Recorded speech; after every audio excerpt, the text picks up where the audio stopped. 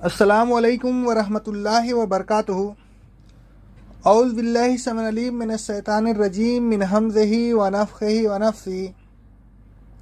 शुरू अल्लाह के नाम से जो बड़ा मेहरबान बहुत बहुत रहम करने वाला है। बिस्मिल्लाहिर रहमानिर रहीम। सूरह नहल की आयत नंबर 1 से लेकर 14 तक अल्लाह रब्बुल आलमीन फरमाता है, आ गया अल्लाह का हुक्म, अब तुम जल्दी ना करो। अल्लाह हर तरह के नक्स से बरी है और ये लोग अल्लाह के साथ शिर्क करते हैं। अल्लाह इस ऐब से पाक है और बहुत ही महान है। अपने बंदों में से जिस पर चाहा उसी ने फरिश्तों को अपने हुक्म से रूह के साथ भेजा है, ये पैगाम देकर कि लोगों को साफ साफ खबरदार कर दो कि मेरे सिवा कोई इबादत के लायक नहीं। मेरा लिहाज रखो और सिर्फ मुझ ही से डरो। आसमानों और ज़मीन को हक और सच्चाई की बुनियाद पर उसी ने पैदा किया है। ये लोग जो शिर्क करते हैं, अल्लाह उससे बहुत ही बुलंद और महान है। अल्लाह ने इंसानों को पानी की टपकती बूंद से पैदा किया और इंसान का ये हाल है कि खुलकर बहस व तकरार में सामने आ गया।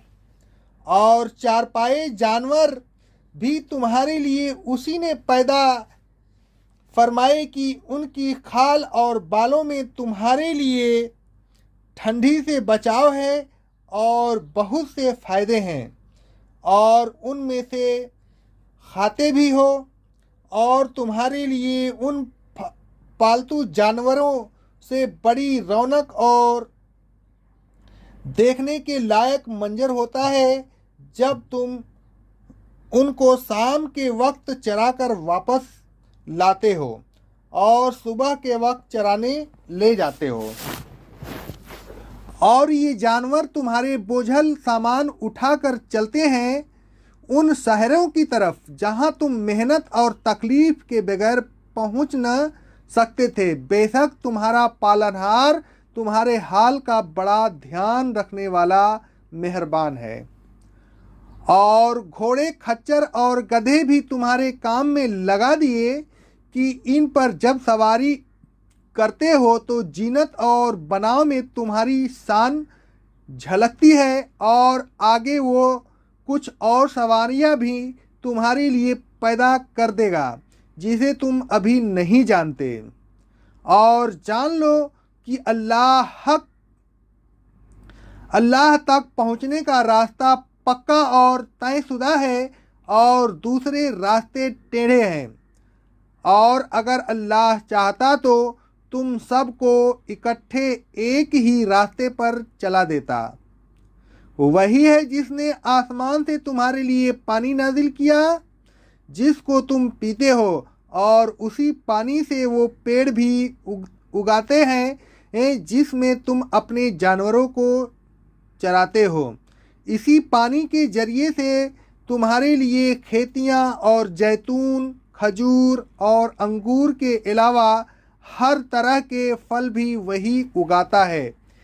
बेशक इन बातों में एक एक निशान मौजूद है उन लोगों के लिए जो सोच विचार करने वाले हैं।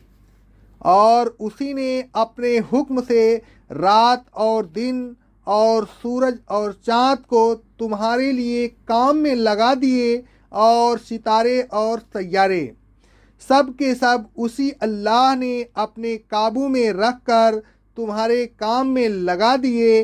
बेशक इसमें भी अक्लमंद लोगों के लिए दलीलें मौजूद है।